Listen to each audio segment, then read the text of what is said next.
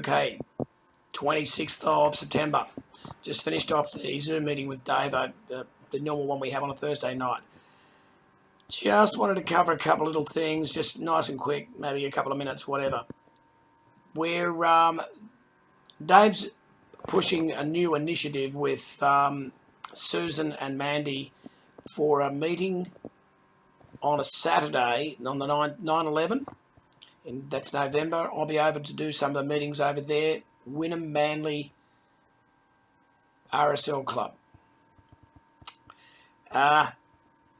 Pretty good little setup. He's basically going to run, the team's going to run a series, 3 meetings during the day at the Wynham Manley RSL, and there's a lot of sort of rev up with it. Ideal opportunity for anyone in the north of certainly of the Gold Coast and anywhere in Brisbane to have people at that venue at the time. It's a really good initiative. There's going to be 5,000 letterbox drops, nice little setup, something different, and a great bit of initiative from Dave and the team with Susie and Mandy out there in that area. So I want you to get behind it if you can. All of the people, particularly in the Gold Coast area, April, Laura and the rest of them, and the rest of that where we're working, I'm going to be there anyway. So just let you know that's all rolling. It's going to roll. It's going to happen. There's going to be proper announcements with it. The other thing we talked about was, you probably have seen this, I guess you may have, there's been all sorts of mess going on with verification, and thank goodness that we've got a little bit of space to move on that now, but it is really important that we struggle through that. There's a lot of kind of angst with it, but it's one of those things we need to have to just work through. The things that I've had verification go through in in minutes virtually, and I've had things where you've got all sorts of bounces going on. There's a lot of automatic processes going on. In other words, there's a way that we're managing this with where they go off to a centre, and it can be an arrangement where things are bounced automatically. From our perspective, we've taken the pressure off completely so that you've got a bit of time and space now during October to get it done. Don't be afraid to submit a number of times, 1 or 2 times at least, the same documents at a different time of day or the following day if you feel they're credible documents. If not, take another new shot of your license or new shot of the documents that you've got, submit them separately. Very important that the basics are in place. It's got to be a clear shot, clear as it can possibly be, and it's also got to make sure that you can see the edges of the shots and things like that. The other things that are kind of sneaky, it's got to be within, if you've got dates and things on these, whether it be a bank statement or whatever, you don't want it can't be any more than 90 days old. If you've got an old bank statement that's 3 or 4 or 5 or 6 months old, they'll bounce it out of hand.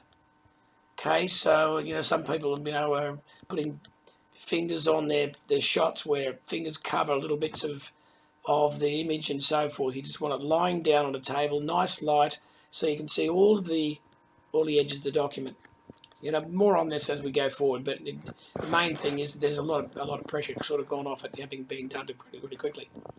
The other thing is the old FOMO, and this is probably the most important thing I think, is that our lead up and our steps forward have been talking about at some stage or other the institutional buy-in and so forth. Now, it's just it's a little bit more complex than the simple or simplistic story that we've had going forward. There could be now some time go by before major announcements happen. While institutions decide whether they want to attempt to drive the market much lower than what it currently is. Let's face it, there was a threshold going on in the trading area where, for traders like myself, there was a whole bunch of possibilities to happen, whether it would spring high or whether it would be smarter for the institutions to place, a $1 billion order to drive down the price of Bitcoin so that they could be coming in with a bundle of money and buying it at a better price, a lower price. So for people like ourselves, we've got to sit and just be patient with how this rolls, maintain the confidence that these guys wouldn't have spent hundreds of millions of dollars to set this thing up if it wasn't going to work the way the market going up, because there's a whole bunch of money going into it. But when you telegraph what's going on, you can't just have these things play out in a simplistic manner. So from our perspective, our story, or where we're out in the open market is, you've still got those bundles looking at great buys right now, because the buying of the bundles is going to be better than what it was certainly even a week ago. And if it does end up sort of going down, it's quite possible that Bitcoin will go down as low as 5,000 American dollars. No big deal. Who cares? We're all holding it. We know we're long on it. In other words, we're confident that there is going to be something major go on. It's a time just to look at the upside. And if you could buy Bitcoin at 5,000 US dollars when it's been anything up to 10 or 15, that's a great buy. That's the story. It's not got anything to do with the fact that it has dropped a little bit. In fact, it is a great buy right now, and it probably will get better. From our Dacxi perspective, and I guess where I'm reflecting here is that in a simplistic form, it would have gone up like crazy on the 23rd of September, and the whole market would have gone crazy. The headlines would have hit it, the news would be there, and people would be rushing out in the market going, oh my God, it's on again. We need to get some Bitcoin. We need to get some of your Dacxi. Boom, boom, the whole thing happened. So we're in a situation where that may be slowed down now. So we've got to still be out in the market saying, hey, great buy now. Bitcoin's better price than it was a month or two ago. The underlying mentality, philosophy is going to happen. It's going to roll out over a period of time. And focus back on our DAC coin as well. We've got two great offerings, and we're heading towards, of course, a time when the DAC coin will not be available other than on exchange. So that's the other thing. So steady as she goes there. It's going to be a little bit of a different kind of roll forward than we thought it would maybe. So just be steady on that, and obviously be tuning into the meetings and tuning up what's going on with that. The other thing was that I was thinking about, what is it now?